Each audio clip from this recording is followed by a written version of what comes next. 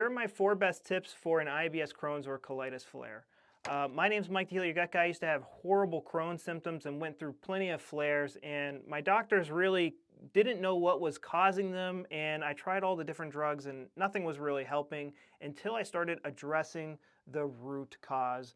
And what I do has worked for many other people, and my information stems from a doctor who actually knew what they were doing, who seek the root cause. So his name was Dr. Hammer, and he discovered that it always starts after a traumatic event. And when I looked at doctors of old and read old doctors, gastroenterologist book, they said, yeah, every time somebody shows up in the ER with a flare, it's always after a stressful event. And most of the time, the person won't admit to it.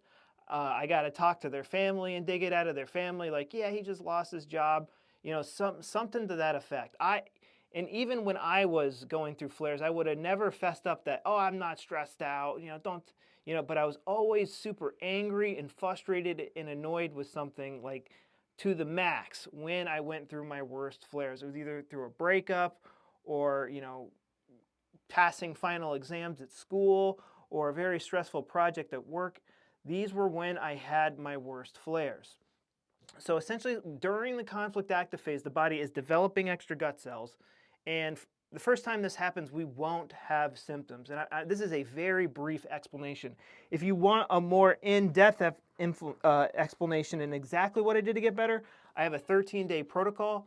You can get this on my website, but if you haven't already, you need to watch my free webinar. It is a mini version of my 13-day protocol. This is exactly what I would do step by step if I had to do this all over again.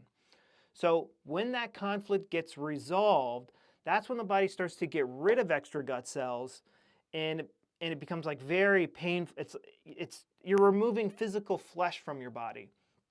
The more stressed out you were about the conflict, the more cells that need to be removed, the more blood and mucus and pain there's going to be.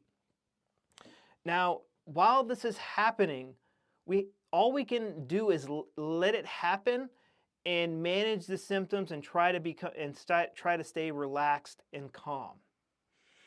And now all the drugs that are out there, they're all stimulants. Think they're all either steroids or they're highly stimulating drugs.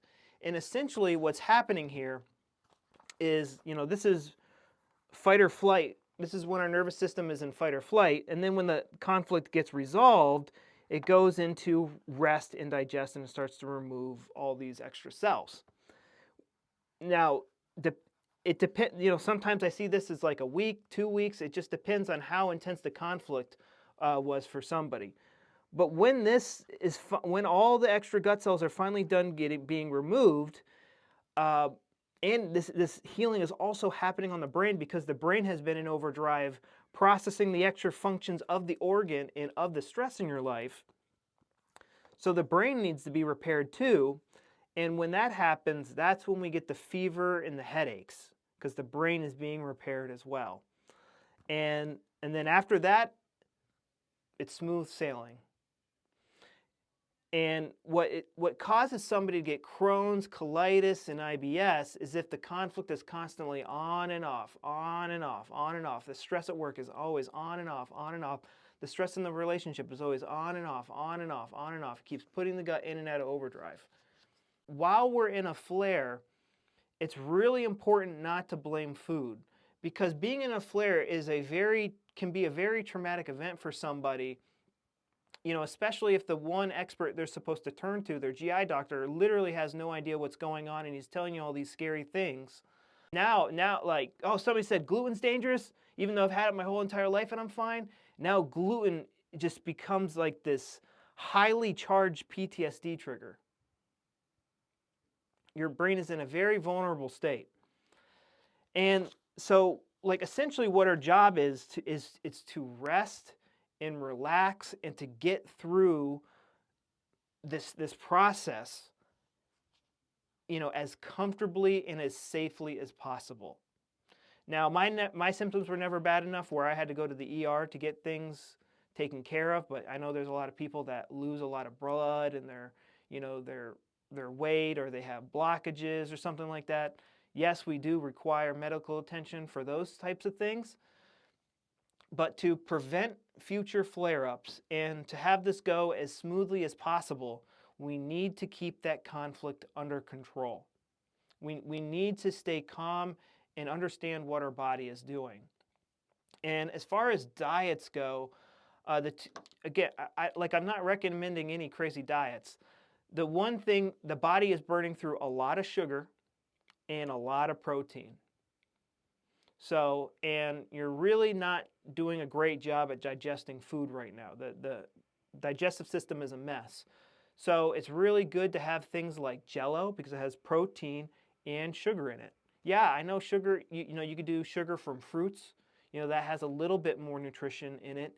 You can do meat stocks and, try to make things as easy to digest as possible. I can make a whole video on that. But the foods just feel light when you eat them. But some sort of a sugary drink, like a fruit juice or something like that, aim for the healthier side. Those are calories that get absorbed in the stomach. Because anything that goes to the small intestine right now is giving more work to the small intestine can't handle it right now. He's like, hey, I'm busy like rearranging your cells, like I can't digest anything. So eating foods or drinking drinks that get absorbed in the stomach can really help with the weight loss and just give your body the nutrients and at least the energy it needs to complete these functions while it can't digest food. So this was highly simplified. I go over this in much more detail in my free instant webinar, and I kind of give you the mini version of my 13-day protocol. If I had to do it all over again, I spent years with GI doctors who all they told me to do, nope, there's nothing we can do. Just, you got to be on drugs for the rest of your life. I refuse to consider that there's a cause. It's super lazy that there's not a cause. Like, what, you believe in ghosts too? Like, what? It's when you become open to this perspective, you'll see that it's caused by stress or the conflict resolution every single time. And I give you tons of case studies and a lot more science to back this up in my free instant webinar.